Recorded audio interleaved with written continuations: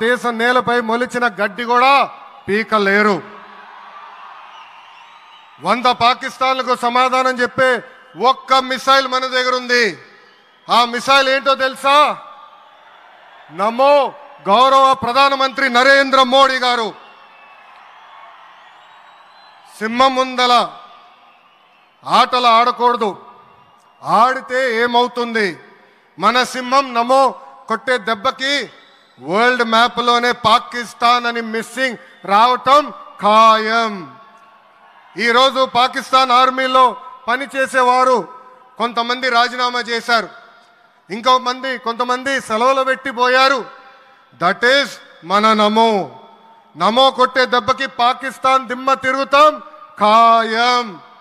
ఈరోజు నేను గర్వంగా చెప్పగలుగుతున్నా, ఎంటైర్ నేషన్ స్టాండ్స్ విత్ మన నమో. కేంద్రం ఈరోజు కులగణన చేయాలన్న నిర్ణయం తీసుకుంది.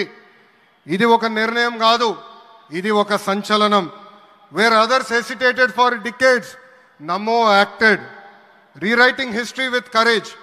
True to his commitment to empower the marginalized and deprived, Namo's bold stroke will deliver social justice in its truest form.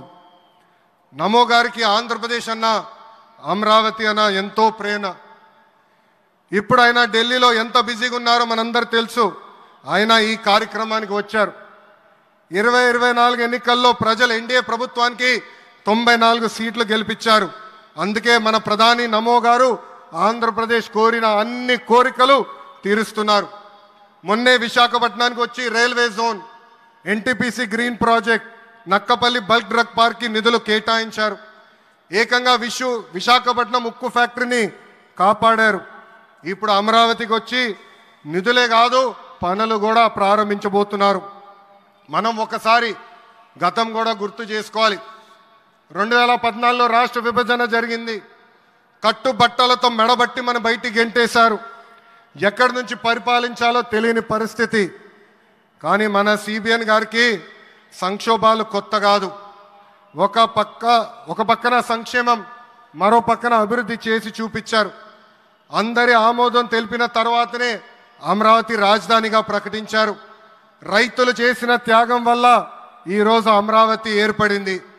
ఒకే రాజధాని, అభివృద్ధి వికేంద్రీకరణ అనే ఎజెండాతో మన ప్రభుత్వం ముందరికెళ్ళింది. రాయలసీమను ఎలక్ట్రానిక్స్, ఆటోమోటివ్, రెన్యూవబుల్ ఎనర్జీ హబ్గా తయారు చేశాం.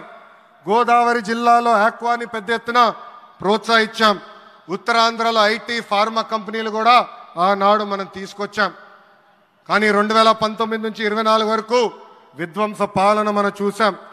మన సిబిఎన్ పై ఉన్న వ్యక్తిగత కక్షతో అమరావతిని చంపేయాలని చూశారు.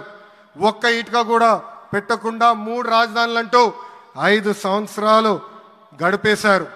8 ఏళ్ల పిల్లోడి దగ్గర నుంచి 80 సంవత్సరాల వృద్ధుడి వరకు జై అమరావతి అంటూ జెండా బతుకుని రోడ్డు పైకి వచ్చి ధర్నాలు చేస్తాం, పోరాటాలు చేస్తాం, మనందరం చూసాం. జై అమరావతి అన్నందుకు రైతులకి సంఖ్యలు వేశారు. జై అమరావతి అన్నందుకు మహిళా రైతుల్ని పోలీస్ బూటులతో తన్నిచ్చారు. జై అమరావతి అన్నందుకు రైతుల్ని ఏకంగా పెయిడ్ ఆర్టిస్టులు అన్నారు. ఎన్ని అరాచకాలు చేసినా అమరావతి రైతులు తగ్గేదే లేదన్నారు. 1631 రోజుల పాటు అమరావతి ఉద్యమం కొనసాగింది. 2070 మంది రైతులు చనిపోయారు. సుమారుగా 3000 మంది రైతుల పైన ఆనాటి ప్రభుత్వం దొంగ కేసులు పెట్టింది. ఎన్ని కుట్రలు చేసినా జై అమరావతి అన్న నినాదం ఆపలేకపోయారు.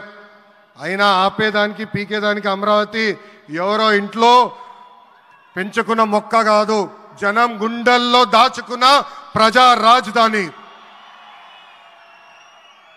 అమరావతికి శంకుస్థాపన చేసింది ఎవరు? మన నమో. మన నమో శంకుస్థాపన చేసిన అమరావతి ఆపే దమ్ము ఎవరికి లేదు. 1631 రోజుల పాటు పోరాడి అమరావతిని నిలబెట్టిన రైతులకి నేను ఈరోజు శిరస్సు వంచి నమస్కరిస్తున్నాను. ప్రధాని నమో గారి చేతి మీదుగా అమరావతి పనులు తిరిగి ప్రారంభం అవుతున్నాయి. ఇంకా అమరావతి అన్స్టాపబుల్. అభివృద్ధి వికేంద్రీకరణ అంతే స్పీడ్గా జరిగిపోతుంది.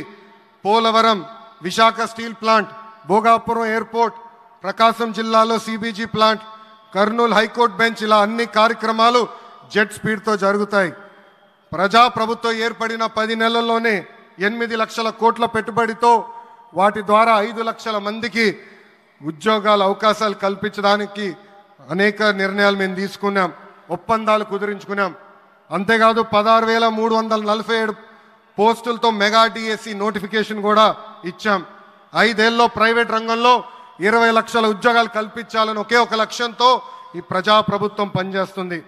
ఆంధ్రప్రదేశ్లో ఇప్పుడు డబుల్ ఇంజిన్ సర్కార్ ఉంది, 2 పవర్ఫుల్ ఇంజిన్లు. ఒక పక్కన మన నమో, మరో పక్కన మన సిబిఎన్ గారు. అభివృద్ధి సంక్షేమం అనేది జోడెద్దుల బండి.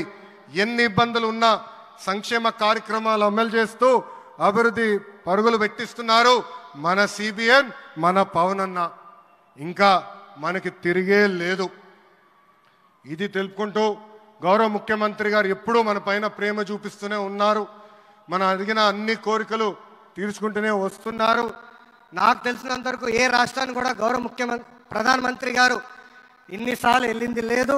దానికి నేను హృదయపూర్వక ధన్యవాదాలు తెలుపుకుంటూ జై అమరావతి, జై అమరావతి, జై అమరావతి.